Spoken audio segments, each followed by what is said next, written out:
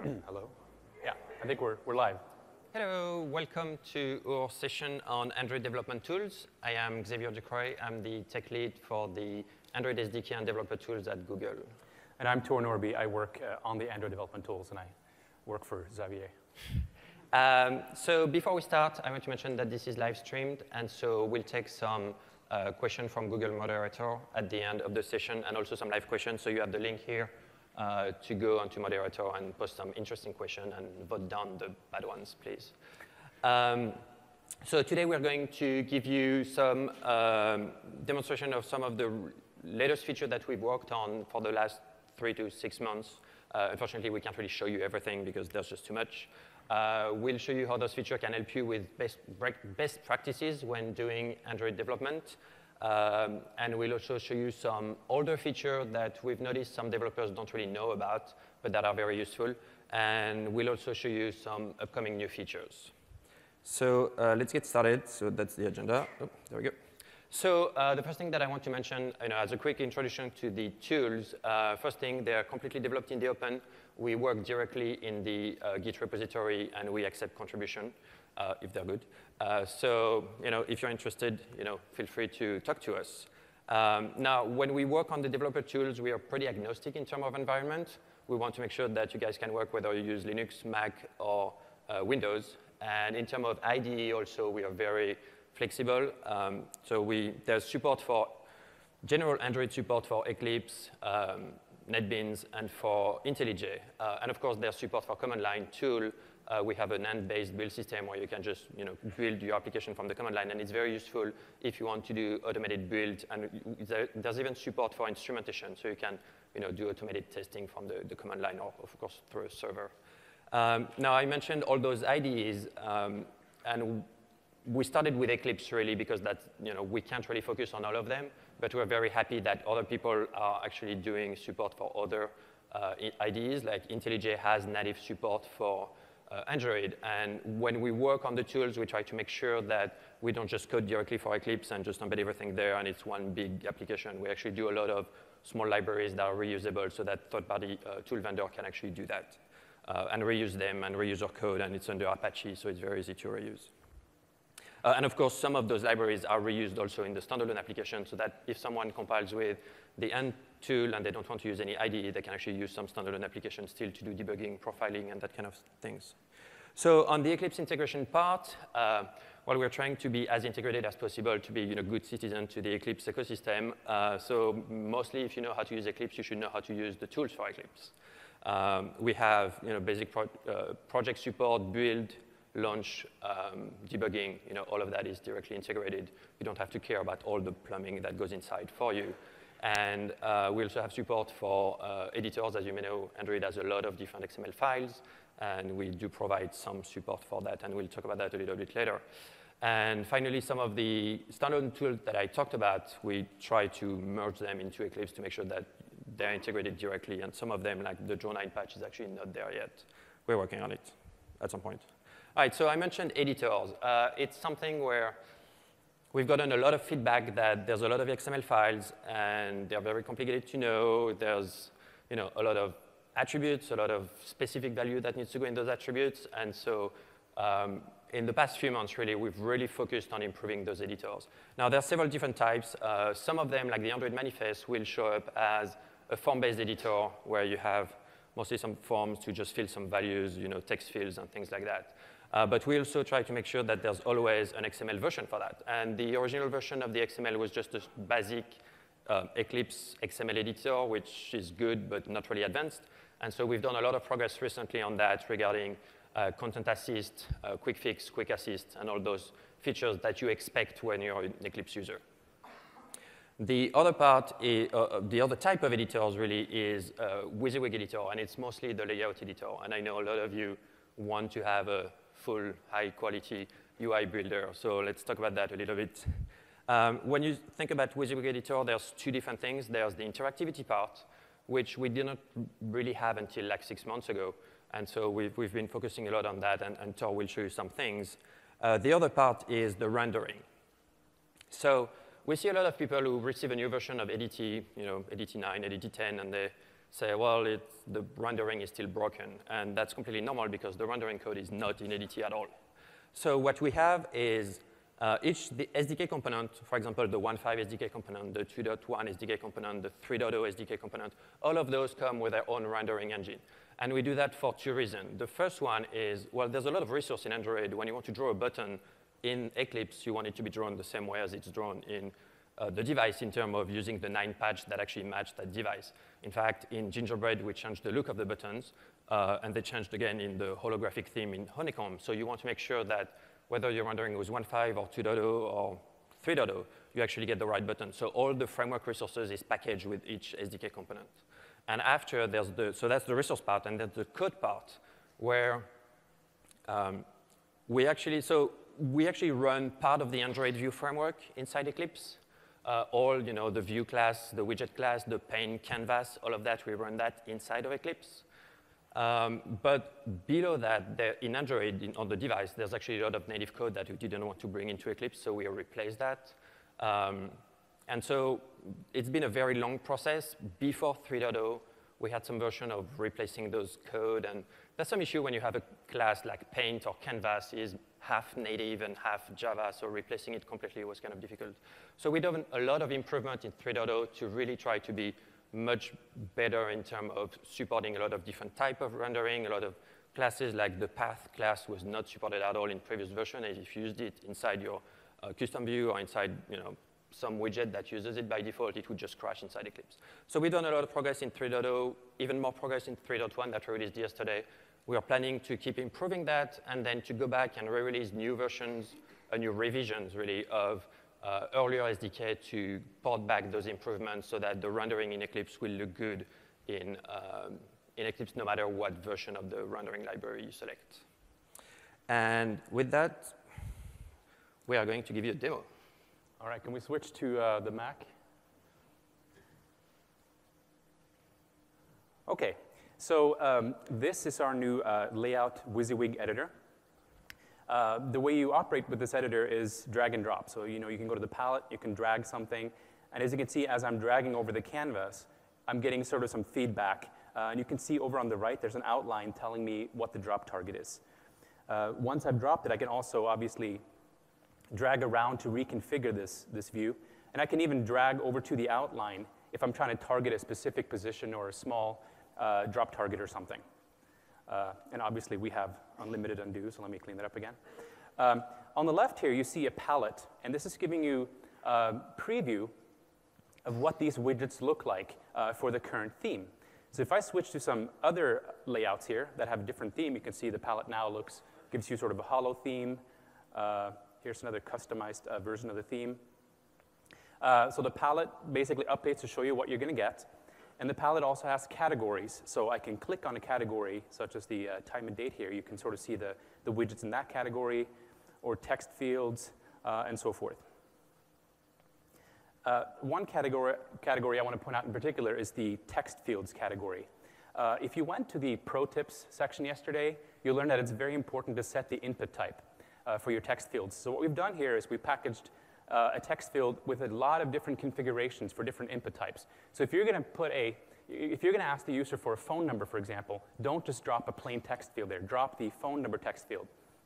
That's going to set the input type so that when the user gets an on-screen keyboard, it's not going to have characters. It's going to have numbers, for example. The last category I want to point out is this one on the bottom. This is a special category, custom and library views. When you open that, we scan your project and all of your libraries, and we find out if you have any custom view implementations. As you can see, I have a few here. So just like the built-in widgets, I can drag these, and we get a live preview in the tool. So here's a tip. If you control-click on this, you can jump to the code. So I'm opening this custom view class, and I'm going to edit the custom view a little bit. So I'm going to copy this color definition and drop it down here. And let's change the color to something recognizable. And I'm saving, and I'm going to go back to the layout. Notice how instantly the layout preview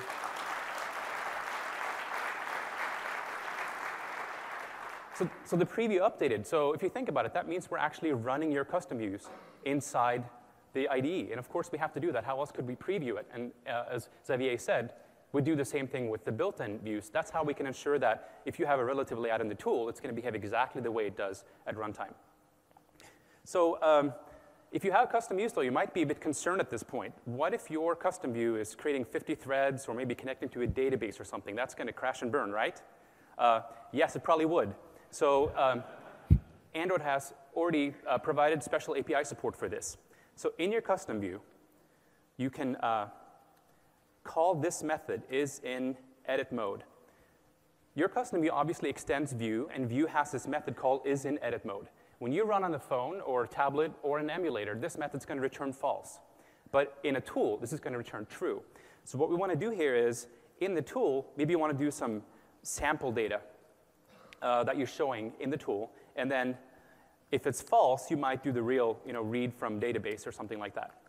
So here, we'll just put some dummy data in the tools so that it looks better. I'm going to call the add block method. We'll put some time blocks in this time strip for a couple of different times. Let me copy and paste this line a few times.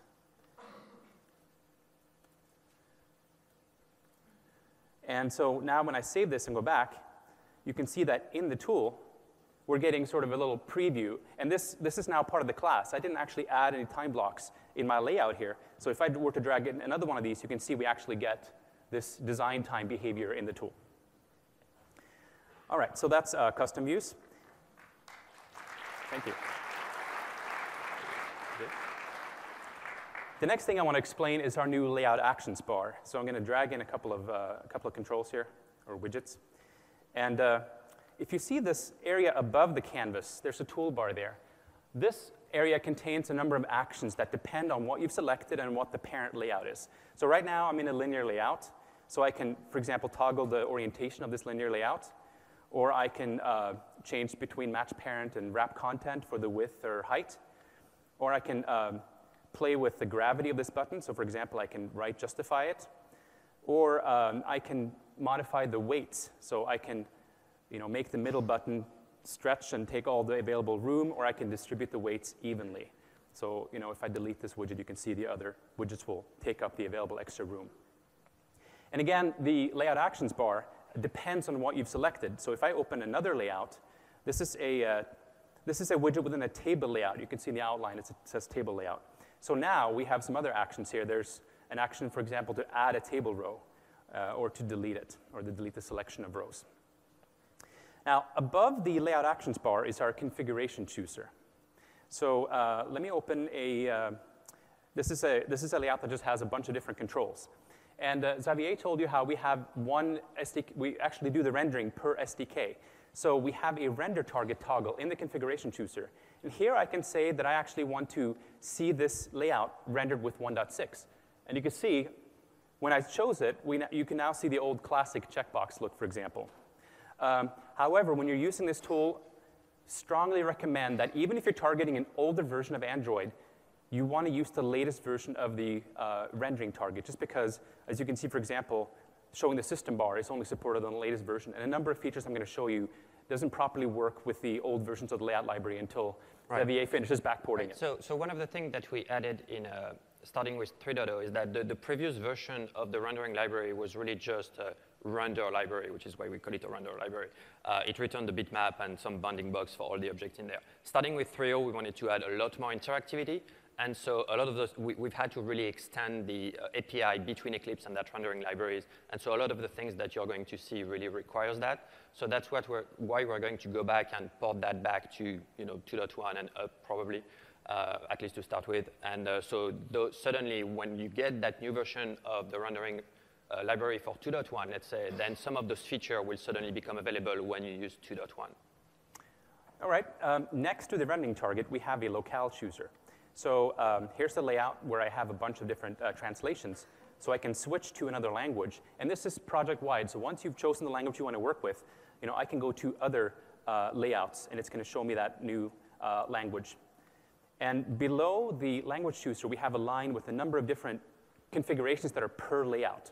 So the first thing we can do is we can change the theme. So the theme chooser shows me all the themes that are referenced from the manifest, all the themes available in this version of the SDK, and any themes that are in this project.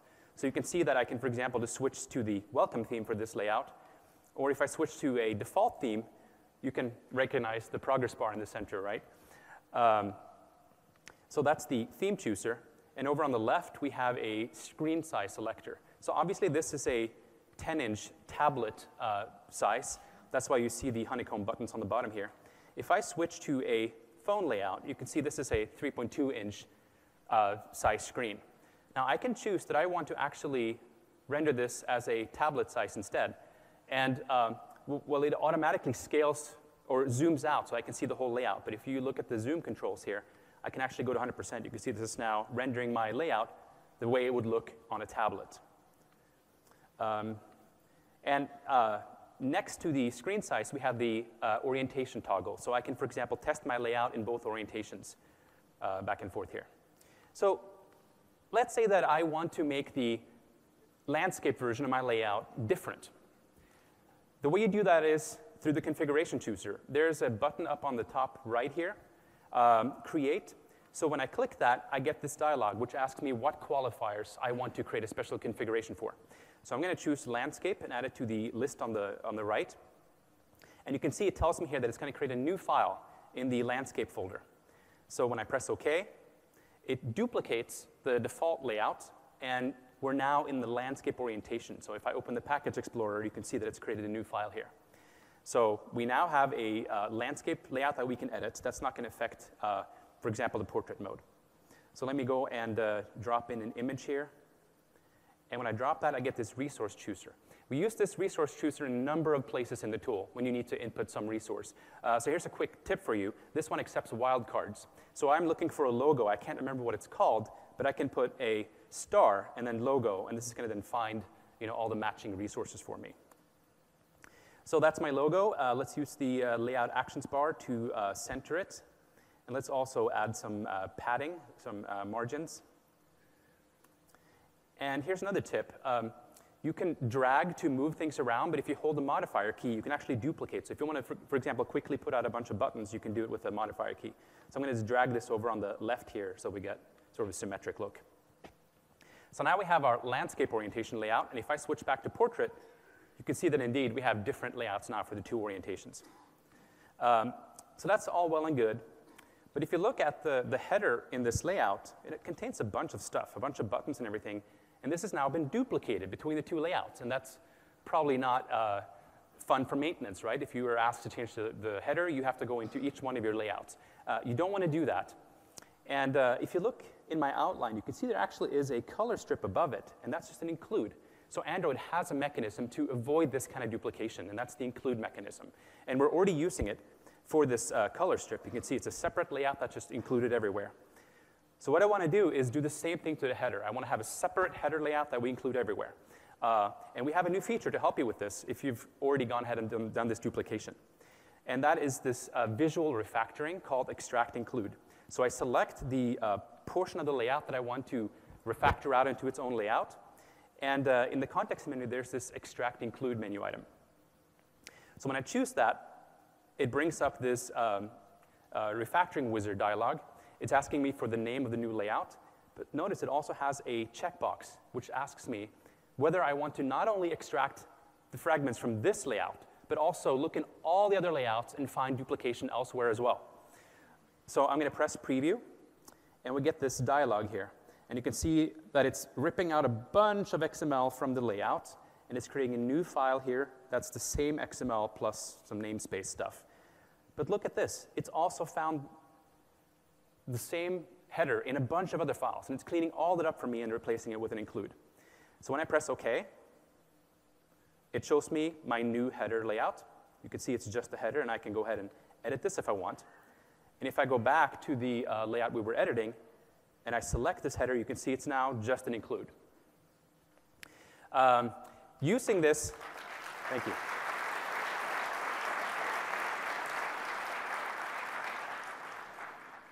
And using this, layout is also very easy. I'm just going to open our form layout again.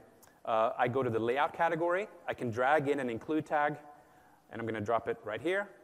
Here's the resource chooser again. We're going to point it to our header, and you can see there's our included layout. Now we have one more feature to help with this. So if I go back to my layout here, if I need to edit this header, I could obviously open the header file, or header file. This is not a C header file, but I can open this header layout, and I can obviously edit it. But what if I want to see what it's going to look like as I'm editing it in context? So I'm going to go back to this layout here, and I'm going to double-click on this include and look carefully at the layout as I'm doing that. You see what happened? It grayed out everything. I can no longer select anything except the header. And if you look carefully, I'm actually not editing the outer layout anymore. It opened the inner included layout, as you can see in the outline, but it's rendering it to me with it the way it looks within another layout. And so if I, for example, go to another layout that was also cleaned up, this one, and I double-click here, you can see it's now letting me edit this header in line the way it's viewed from this other layout. And in fact, I can right-click on this layout. There's this Show Included In menu. And we know all the places this layout is included in the project, and you can switch and view it the way it's appearing in any of these. So that's a feature I hope will really help you work with includes. Thank you.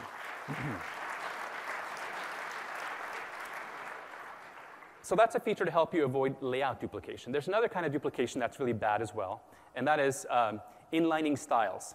So I'm going to double-click on this button. What that does in our tool is jump to the corresponding view in the XML. And I'm going to show you that for this button, we've inlined a bunch of styles. There's some text size, some font style. This is not good. And in fact, we've done it on all the buttons. What we want to do is use a similar feature to create a logical style for this and put that in a separate file so there's one place to update. So I'm going to switch back to the graphical view, and I want to select all the buttons. And quick tip, we have a special select menu that lets me select all the widgets of the same type. That's quicker since this is not a contiguous selection. So here's all my buttons, and I can now invoke this other visual refactoring, extract style. So now I get another wizard dialog, and if you look in the center of this, what the tool has done is look at all the attributes defined by all the selected elements, count and sort them based on what their values are. So it's telling me, for example, that 5 out of the 6 elements set the foreground color, the text color to foreground 1, and one of them set it to foreground 2. In fact, that wasn't even intentional, right? That's one of the reasons why you want to use style, so you don't end up with things that aren't fully up to date. And so I'm going to name a new style here, home button style. And I can also choose to unify the styles with this checkbox right here. It's going to rip out any values that are different. Let's press preview, and you can see it now creates a new style in my styles file. And in the layout, it's going to strip out all the inline styles and replace them with style definitions. So when I do that, we're back to our layout, and if I double-click again, you can see we now have a much simpler definition, and we can go to one place to update the styles.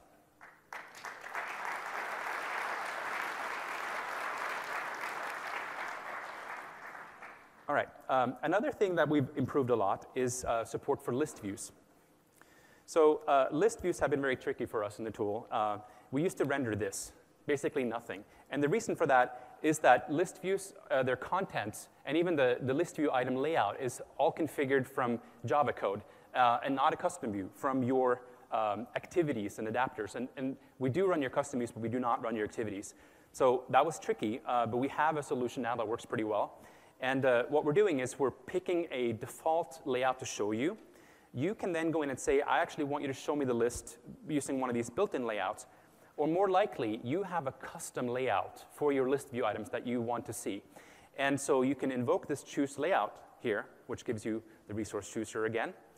And in this project, I have a particular list item session layout that was intended for this list view. And when you choose this, we preview your list using exactly your layout. So we're planning to support something similar to what I showed you with includes. We would love to let you inline edit these list view item layouts. We don't do that yet, but I think that's next on our plate, right? Yeah, and also that feature did not make it in. It's inside the next version of ADT, but it's not in the 3.1 rendering library. So we're going to finish that, and then we'll release an update version of the 3.1 SDK component that will have a new version of the library that will do that. So let me show you a couple more visual refactorings. First of all, we can let you change widget type. So for example, I can take this text field. It's showing me some other likely candidates, or I can pick any view type that I want, really. But we're going to convert it to a spinner. And the reason you want to do that is if you were to just delete the old text fill and insert a new spinner, then your layout attachments would disappear, your ID definitions and so forth. This just kind of preserves everything and lets you change items in place. And a similar thing you want to do is, let's say I want to drag in a progress indicator next to this spinner here. If I put it in the table view, it creates a new column, which I do not want. What I really want is for this cell to be able to have siblings. And to do that, I can use the wrap in parent visual refactoring. So this is going to insert a new parent in the middle of the hierarchy. So I'm going to choose a horizontal linear layout here. I'll call it parent. And I now have, if you look in the outline, you can see we have a new linear layout inserted in the middle. And I can now proceed to go and drag, for example, this progress indicator in, and I don't get a new cell. And we also have a change layout refactoring, which attempts to make some conversions from one layout to another. And we're still trying to improve this, but we have the basics in place. And that brings me to relative layout. So show of hands, who here has worked with relative layout? A lot of you. So then you know that relative layout is a very powerful layout, but it could be a bit tricky to work with. And so I hope that you will like this next part of the demo. Now, unlike everything else I've shown you, this is not in the version 11 of the Eclipse plugin that we're going to release very soon. In fact, our tools, basically all the source code is already available. You can build it from scratch today, what you've seen, but we're still doing a little bit of QA on the bits. This next part is in the follow-up release. So this is just a preview to give you a sense of what we're doing. So here's the relative layout, and I'm going to drag in a text field over this. And as I'm dragging, you can see that it's trying to attach this to sort of the nearest edge or maybe do some centering. So I'm going to drop it around here. And then I'm going to drag another widget in, a button. And as I'm dragging, you can see that it's doing a bunch of matching. It's trying to pick a nice edge match for this. So I'm going to drop the button there. Let's do another text field under it. It's attaching it right there. And let's put in a label and show you baseline alignment. So it's doing a baseline alignment of this label. And let's put a spinner below it. So in addition to giving you sort of geometric matches on all as you're dropping, I can also reattach any edge. So I can go and reattach the right edge over here. I can do the left edge to here, or maybe to here, or to the bottom. Or I can release an edge like this so that it goes where it wants to go based on the intrinsic height. And obviously, I can just reconfigure things. And it makes sure that there are no cycles or any problems like that. Notice also that as I'm selecting things in this layout, it's showing me what the attachments are, and it's also highlighting dependent nodes a bit. And I can even turn on visualization of all the attachments in this relative layout. So let's go back to, for example, this activation screen. You can see here that, for example, the bottom buttons are bound to the bottom right, whereas the content pane is attached to the center, and so forth. So that's what we're working on for relative layout. And once we're done with it, I hope you'll find it very useful.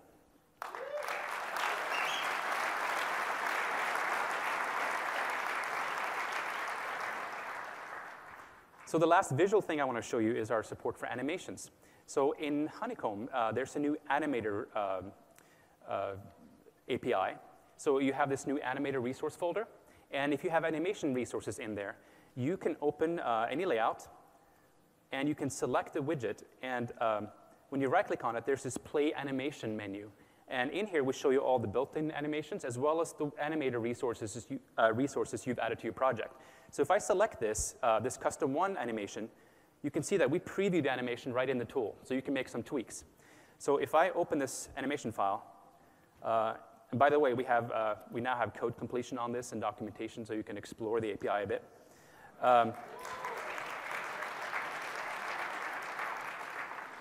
So I'm going to insert an interpolator. I'm going to change it to an overshoot interpolator and jump back here. And now, if I rerun the animation, you can sort of see the overshoot animation. So this gives you a good way to play with the animation and preview them before actually having to run your application. And notice that this animation is independent of the widget that I chose. So I could, for example, go to this layout and run the animation on the entire layout, right? So it's basically just an animation resource you can apply to any object you want. The last thing I want to show you is some of the improvements. I just want to mention something, because if you start using that, you're probably going to have a problem. In the resource folder of your application, there's an anim folder, and that's where the animation are supposed to go. Now, we wanted to, at the framework level, they wanted to make a difference between the old animation framework and the new animation framework. So starting with 3.0, you can actually put them in res/animation. And so it's not really required. You could put them in either animation folder, but the convention is that you put the old one in anim and the new one in animation, and that's the only place where IDT is going to go and look for those. So the right-click menu that Tor showed you, where we list all the animation that you have in your project, we're only going to go and look in the new animation folder. So you should really put them there. If you don't find it, it's just that you put it in the older folder. So that will help if you have an issue and don't find your animations. Okay, the last thing I want to show you is our somewhat improved support for just pure XML editing. So if you don't want to use a UI builder, at least you should check this part out. So if you switch to XML, obviously we have code completion for the layout types. So I can insert edit text, and I'm going to give myself some space. I can complete on, for example, the text property here. We get documentation. We help you complete framework resources. We also give you help if you're doing, if you type strings by hand. So I'm going to type hello world. And notice that if I invoke the Eclipse quick fix command, which is command 1 on Mac and control 1 on other platforms, we have a quick fix to extract this string. By the way, all the visual refactorings I showed you before, also available from XML, right? Quick fix on the element, and you can do your wrap in and so forth right there. So on a string like this, I can do extract Android string. This is going to give me a wizard where I can quickly choose the key that I want to use, and this will basically pull the string into a resource file. I can also do some completion on the margin. Notice how you don't have to type the namespace prefix. You also don't have to type the layout underscore prefix. We match on both. We give you completion on units with documentation. Or if you create a non-existent resource like this, you get an error, but there also is a quick fix to correct this error. So here we have a missing dimension. So if I invoke this quick fix, it goes to the dimensions file and adds an entry for me to customize. And we also help you with flags. So for example, for the text field, there's a bunch of flags you may want to set, and we help you with basically picking all the various attributes you may want to add to this flag. Now we also have support for go-to declaration pervasively within the tool. So obviously, I can hold the control key and hover over here, and I can jump to the string that we just extracted. And if you have many definitions of a resource, for example, notice how if I hover over this OK, it instantly shows me all the locations where this string is defined, all the different message catalogs. So I can quickly, for example, go to the German definition of OK, which is same as English, I guess. And this works not just from layout XML files. It works everywhere. So if I open the manifest file, for example, I can jump to the drawable resource. That's going to open it. That's the app icon. I can jump to a permission. That opens the documentation for that permission. I can jump, obviously, to string resources, which I've already shown you. And I can jump to, for example, the activity or services registered here. So this is going to jump into the Java code.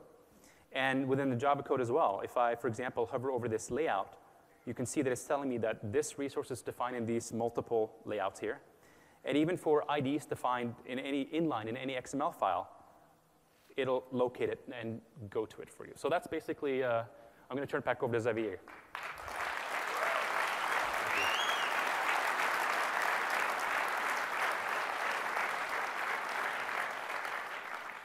We have the slides. Right, that looks great. Oh, there we go.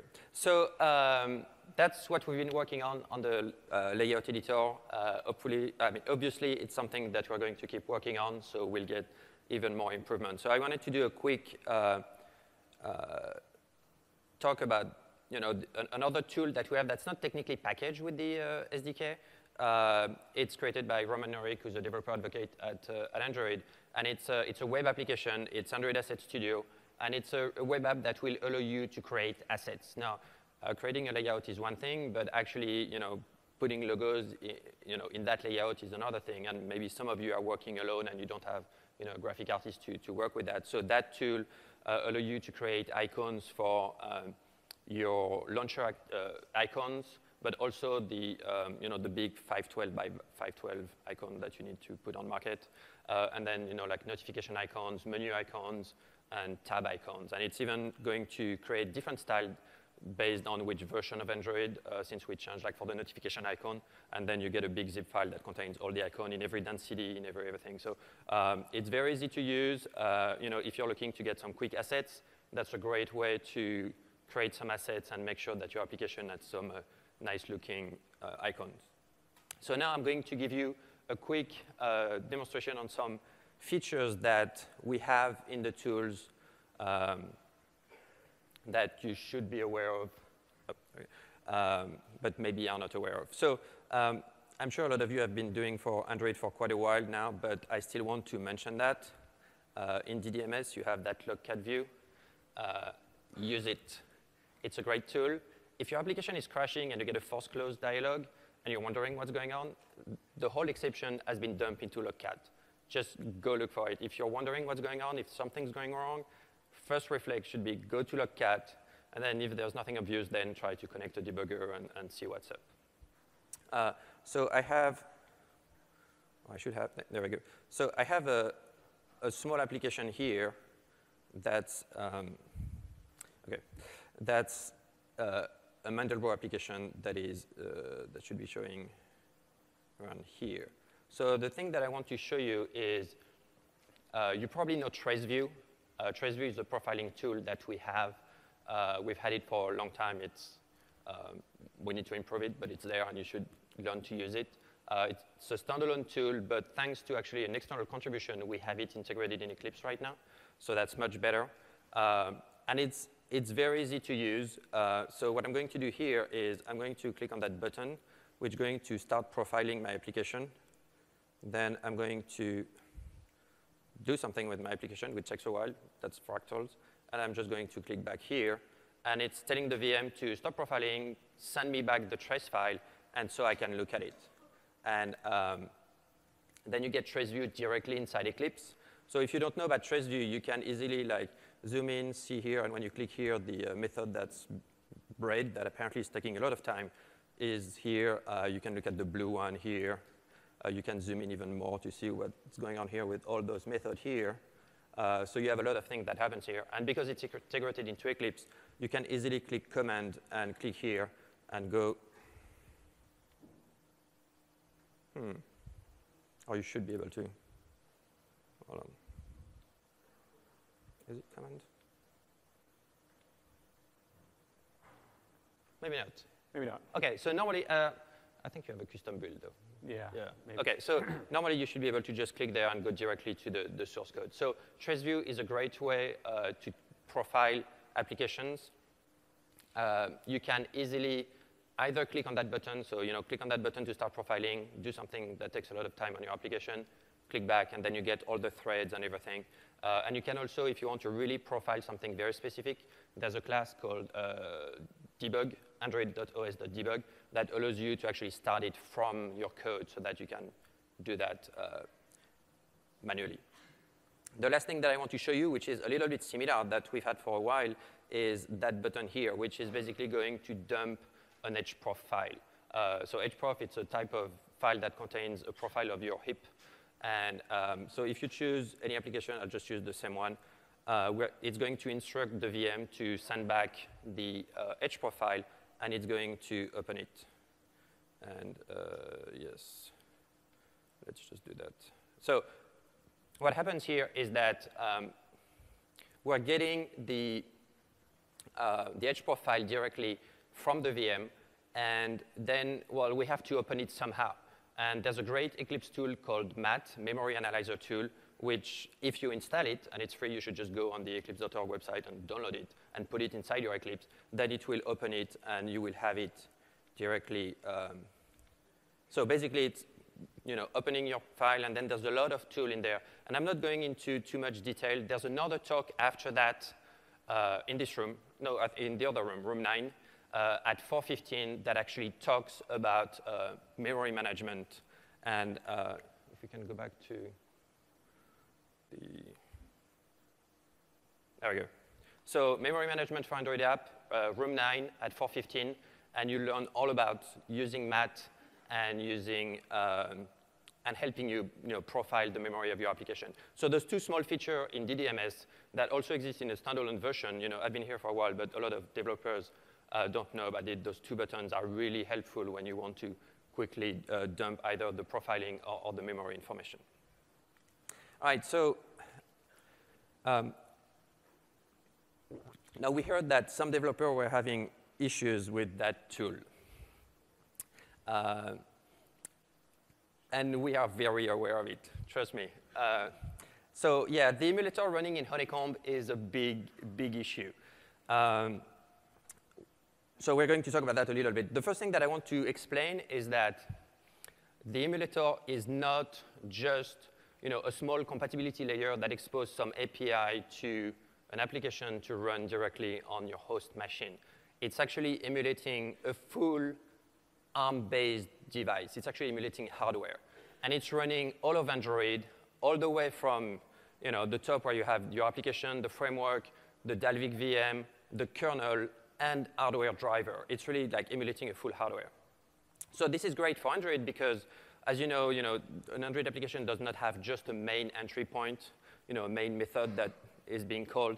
There's, you can launch it from the launcher. You can receive like a broadcast intent and you have a broadcast receiver to get it. Maybe another application is calling a content provider, and that launches your application. So there's so many ways that we can't really use a simulator, which would be just, running a fake version of Android on top of the host OS. So we have to use that. So there's two issues with the current emulator. The first one is that, as I said, it's an ARM device. So it's actually executing ARM code, not x86 code, which is what we support for the host, for the SDK, whether Mac, Linux, or Windows. So that's a bit slow. It's not that bad. We found out that that's not exactly the issue why it's slow. The other issue is that all of the rendering pipeline is completely software. So there is no hardware GL, but there's also no hardware composition. There is, it's all software. And not only it's software, but it's software implemented in ARM. And that ARM also has to be translated back into x86 to actually run. In fact, if you run the Gingerbread emulator in a very tiny resolution, like the smallest we support is probably QVGA, you will find that, hey, it's actually not bad. It's actually pretty good. And then you create another AVD, and you give it the Honeycomb size tablet, and then it's super slow. So the rendering is really the issue. And we're working on it. So the way we're doing is we decided that the best way to do that is to have full hardware rendering in the emulator. And we're working with a company called GraphTech. They have a lot of GL expertise, and they're helping us with that. And so the first issue that we had is that since it's an ARM device, it doesn't know about the host machine, right? On Android, you can't go and access like the file system of your Windows PC because it's sandboxed. So we had to design a nice and fast pipeline to transmit all the rendering information back to the host machine to have actually a native application running and then have hardware support for that. The other issue is that most of your machines, like on Windows at least and Mac, you only have GL support, but Android use the ES version of that. And although GLES 1.1 is easy to translate into GL, GLES 2.0 is much more complex with shaders that are not fully compatible with GL. So we're working on that. It's a lot of work, but we're working on it. So I wanted to give you a quick demonstration of what happens here. So now, keep in mind that this is a very fresh build, but also it's a very ugly prototype because we wanted to show you something. So so you see the emulator here. If you haven't noticed, starting with R9, I think, version 9 of the tools, we have Snapshot Support. It basically allows your emulator to boot in like 3 seconds. And it doesn't actually boot. It just restores to a previous known state. So if you enable that when you create an AVD, when you kill your emulator, basically, it's going to save the state. Now, if you have an emulator that has like 256 megs of RAM, it's going to take a huge size to save the snapshot in the 500 to 600 megabytes. But then that allows you to reboot super fast. So when you develop, generally you can use that. It's currently available. So what I'm going to show you here is that's the version that's not accelerated. And so this is Google sitemap that uses GLES 1.1. And you're going to see that it's a bit slow. That's expected nowadays. OK. So it's running 800 by 600, which is slightly bigger than a Nexus 1. I'm going to switch to manual mode here. And when I move, you can see that it's clearly not tracking my mouse very well. It's very slow. So the current version of that we have, it's, as I said, it's a prototype. And all we are able to do is render one application and only that one application. Because one of the other challenges that we have is that the native application that's going to run on your host has to be able to handle a lot of GL context. It's not just running one GL application, right? It's doing GL context for all of your OS, and you could have several contexts. So, but right now we only support one. So what I'm doing here is I'm just doing a force stop on this app. Yes. And then I'm going to basically push a file to the emulator to tell it to basically whitelist that application as running, as being able to run in hardware. And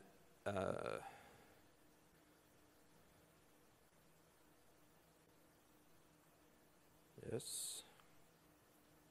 There we go. So what is happening here is that we have another application that's not the GL, the emulator that's going to do the rendering for the emulator. And in fact, so of course in the future, you won't have that. It will be just integrated with the front end of the emulator.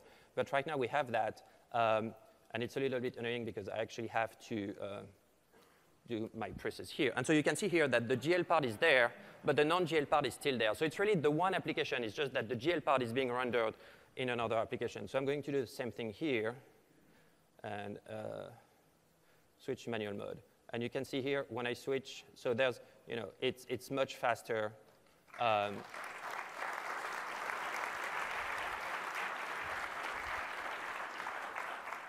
So you can see that it's much faster. There's still some issue with all of the input and all of that, but it's going to allow us to scale to much larger resolution and still have good rendering support. Now, I mentioned earlier that this is the bottleneck right now.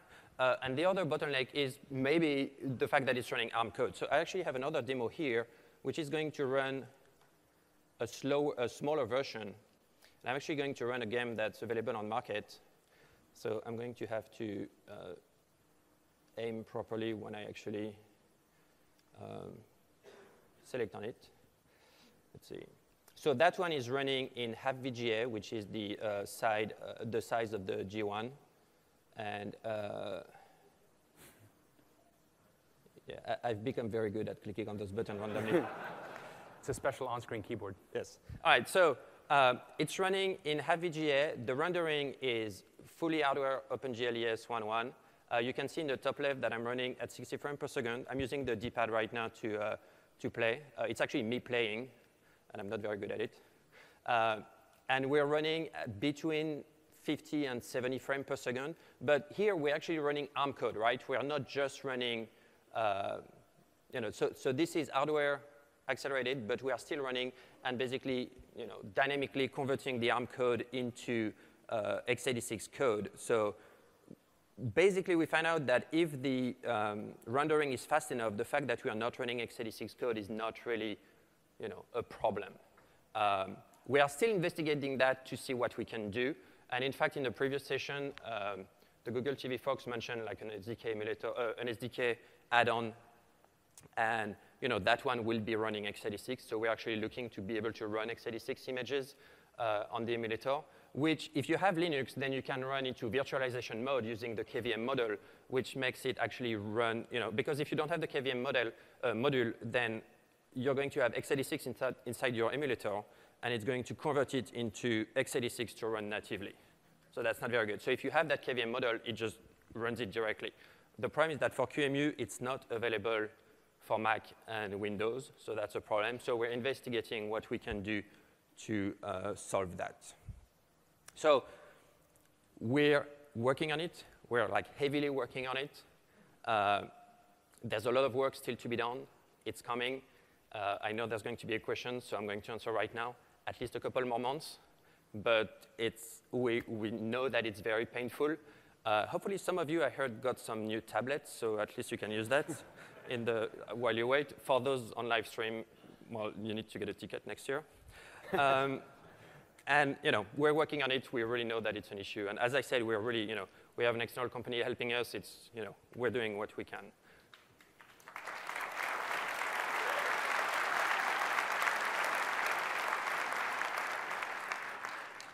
So I wanted to finish quickly. I mentioned open source at the beginning. And Tor said that actually everything that we showed you, even though we haven't released it, is available right now on the open source tree. So if you go to tools.android.com, you can look at all the information to actually download and build the source code. If there's just one URL you write down, it's that one. Because from there, you can find instruction on how to build the bits, how to check them out. We have a blog on there where we post feature updates as we do them. Yeah. That's the place to go. Yeah, just go to tools.android.com and you have all the information that you need. The moderator question is there. And there are 2 mics in the middle. So we're going to take a mix of live questions and Google moderator. And so while I do that, OK, why don't you start on the first mic? Yes, hi. Is there a way to attach multiple instances of instrumentation to basically multiple processes? Right now, it seems like only one process can be instrumented at a time. So there's no way to do automatic testing for multi-processes. I think it's only one. To be honest, I'm not entirely sure. It's everything that has to do with like API and things like that, we may not be the best ones to answer. Try the office hours. Do you know who's there would be the best person to ask? I guess ask when you get there. Yeah. OK, thank you. Sorry. Second mic? Yes, I was wondering if you guys are planning to add some support in the future to help record videos of our applications to help promote them and whatnot. Well, that probably would not be the tools. Yes, it's more an issue of like the system image. Like, the screenshot, during the fireside chat, there was a question about enabling screenshot for apps. It's like there's security involvement for that. We need to make sure that no other application can do it and things like that. I know that some devices are starting to do HDMI out, so you can use that. But it's not really at the tool level. It has to come from the framework. OK, thank you. I want to do this one. So on the moderator, we have a question. Can we expect better XML error handling as far as Android layout is concerned? And the answer is yes. We didn't demo that, but in the latest bits, we're a bit better about, if there's a problem during rendering, we log it. We put some hyperlinks up. There's this new error bar that shows up below the layout where we try to give some diagnostic information. And if we recognize certain kinds of errors, for example, if it's a missing resource and we notice that you have AAPT errors in your project, we tell you, hey, you have an AAPT error, which will mean that AAPT couldn't run, so there's probably missing resources. So we're trying to work on this, and I guess we're not done, but it's definitely better than it was. Yeah. All right, first mic. Yes, I was wondering about multi-touch support, and specifically being able to generate multi-touch scripts that I could replay and see how they're being handled, since they're very complicated to kind of push through the pipeline of UI. Yes, we don't really have a solution for that, and we're aware of it, and we're not really working on it. But so with the GL stuff that we're doing, we're going to have to rewrite a new front end anyway for the emulator. So I think like recording and replaying is probably something that we'll try to do. There are some OS now that do support multi-touch. Windows does it, but it's a little bit complicated because the front end is like really cross-platform. Right now, it's using SDL and it's cross-platform, so we can go and release a lot of Windows-specific API, but that could be an option too. I don't know how common that is, people having that kind, but even if there was a way that we could just write some sort of small script that would animate some points, that would really be helpful. Yeah, I think it's definitely something we need to do. I guess we've already addressed the next moderator question. Do you want to jump to the one after that? Let's go to the second mic first, but yes. So in the layout editor, the selection of the configuration, is there a way of setting the default configuration for when you create a new one, or you're opening a resource that you have had in there for several versions, and it seems to want to open it up with QVGA and So the new version is a little bit better at that, the version 11, where it will detect, for example, if you said target 11, target SDK 11, I think it was going to try to open them in Honeycomb. I think that we did some heuristic to try to improve that, to at least not open with like the worst possible resolution. But we are planning on, for the following release, basically look at what is the layout you're currently in. When you open a new one, we're going to use that as one of the things we consider. But yeah, we're definitely, it's a pain, yes. Yeah, the other thing is that it seems to, like we have our default strings and such are in English. We also have Spanish translations, and it seems to want to open up the Spanish ones. Well, that is something we've actually fixed in the new version. So what I showed you, the rendering target and the locale, those are project-wide. So once you switch it there, open any other file, it'll force the new language. So that's solved, but not screen size yet. Okay, let's do a moderator question. When I change a Java file, Eclipse rebuild just that file, giving me a new APK almost instantly. When okay, so yes, so we have noticed that if you have a really big project with a lot of resources, building can be really long if the resources change. And actually, we're going to look at that like right after I/O. There's a lot of things that we need to do first. I mean, right now there's a first pass that does APT and generate the R class based on all of your resources, and another one that actually compile your resources. So we want to improve both. The first one is, for all the editors that we showed you, like, when you have that resource chooser, Eclipse knows, I mean, we created some code that actually knows all of the resources that you have. So we want to, instead of running APT, which is like an external native tool running, in C, instead of running it to go do a clean look at all the resources to generate that class, we want to try to be a little bit more smart and use what we already know about the resources, see the resource change, and do an incremental, basically, generation of the R class. The other part is, the second step is rerunning APT to do actually a package of your resources. And that's a little bit long if you have a lot of PNG file, because we actually process them to crunch them to make sure that there's no like extra metadata that we don't really need. And so I think that one of the things that we need to do is allow you to crunch them yourself and then set a flag saying don't crunch them, so that the packaging of the resources will be faster. First, Mike. Sure, a couple things. First, I realize if you define a drawable as a part of your style, those drawables are not contextual. Like, it doesn't actually link back to a drawable, and it doesn't do code hinting. So if for example, if I define some style and I said like some background style or something like that, and I define a drawable as a part of that, like some image or something like that. By define, you mean like a reference or drawable? Sure, reference or drawable. Yeah. And what it does right now, the XML doesn't provide, it's like I can't link to the drawable from the styles.xml, for example, and I'm not able to get code suggestions, even though the drawable is less than drawable. So we haven't released ADT 11 yet, but it has a lot of improvements in go-to declaration and code completion. And we also just added code completion for drawable files. So before that, you would end up with like the base Eclipse XML model, which knew nothing about Android. Right. So I think there might still be an issue, but a lot of this is going to be a lot better very soon. Another thing is you guys demoed the Android Assets tool, which is pretty cool. I use it for generating icons. As a part of that project, there's also a pencil plugin for mockups. Yeah. Do you guys have in your future to maybe integrate that into a part of Eclipse, so you can actually, instead of building code, you can build up mockups or shuttle product managers and things like that? That's not a goal right now. I mean, it's a great idea, but I think that right now we need to focus on really improving the layout tool. I think that's the one thing that we need to focus on, right? I mean, beside the emulator. Right. But that's a great idea for after. Okay, thank you.